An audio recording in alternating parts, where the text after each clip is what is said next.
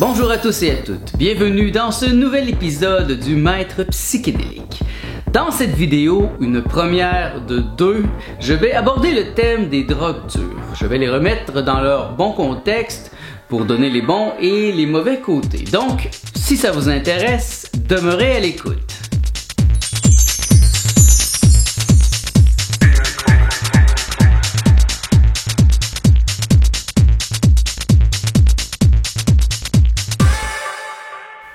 Mon nom est Nicolas Lehoux, bienvenue dans l'univers jovial de Nicolas. Dans les vidéos que je mets sur ma chaîne YouTube, je vous propose un programme pour un nouvel univers.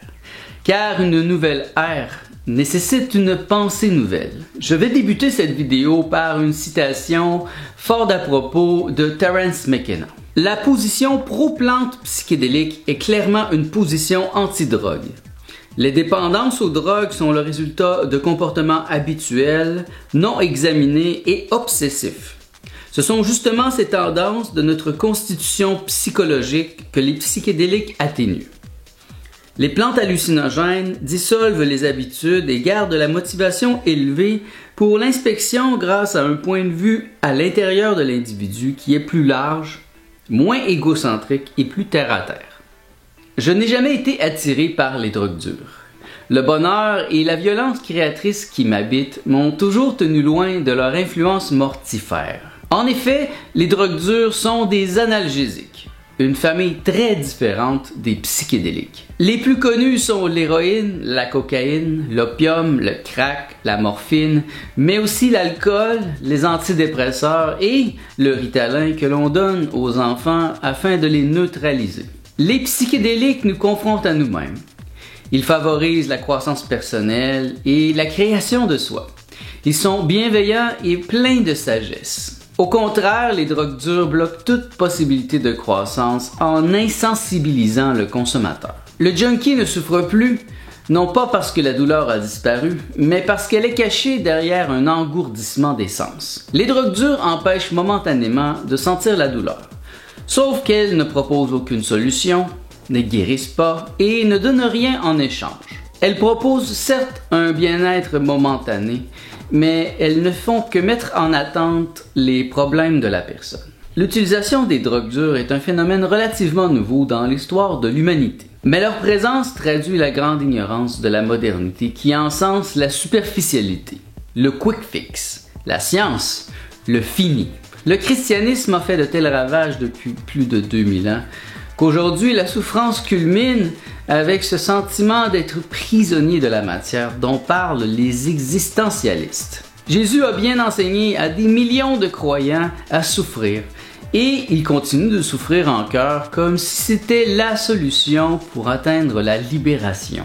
Mais il arrive un point où les individus n'en peuvent plus d'être prisonniers des ghettos, où ils sont entassés comme du bétail, et où ils n'en peuvent plus de travailler plus de 60 heures par semaine, sans jamais se donner du temps pour relaxer, penser ou jouir. Ils peuvent alors soit se tourner vers les psychédéliques afin de recevoir visions et conseils, soit abdiquer et s'insensibiliser en se tournant vers les drogues dures. Cela afin de ne plus sentir cette douleur d'exister dans une réalité qui n'a plus de sens, qui les bafoue en les traitant comme des numéros, cela afin de mieux les isoler et les dominer. Les premiers réagissent en guerriers, les deuxièmes en victimes. Il est cependant malheureux que les victimes autodestructrices dépendantes des drogues dures soient confondues avec les explorateurs qui utilisent les antéogènes afin de découvrir la vérité en eux. Voilà une manœuvre finement orchestrée par ceux à qui cette confusion profite le plus. Voilà d'ailleurs ce qu'en pense Anne Shulgin.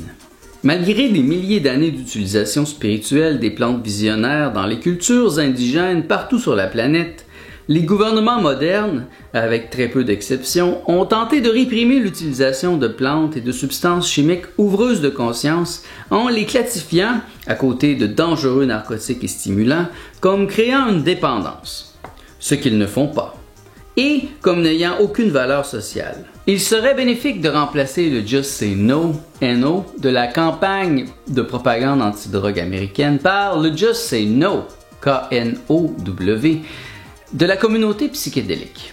Remplaçons l'interdit par l'ouverture et la compréhension. Selon Timothy Leary, les drogues dures légalement acceptées et contrôlées par le gouvernement activent les circuits mentaux du cerveau, c'est-à-dire les niveaux mythiques et rationnels. Voilà pourquoi certaines drogues dures sont si faciles d'accès, comme les antidépresseurs, l'alcool, le Ritalin et les dérivés de la cocaïne.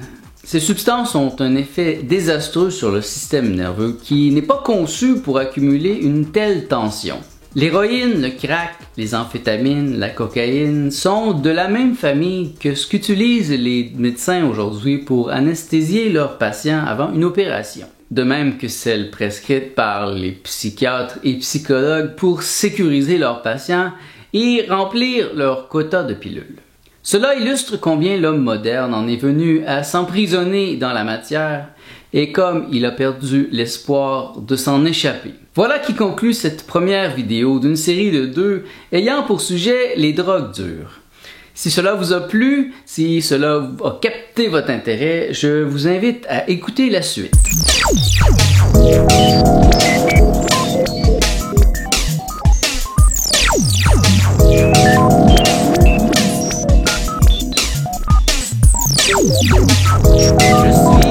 Je suis le maître psychédélique. Je ne passerai pas inaperçu encore bien longtemps.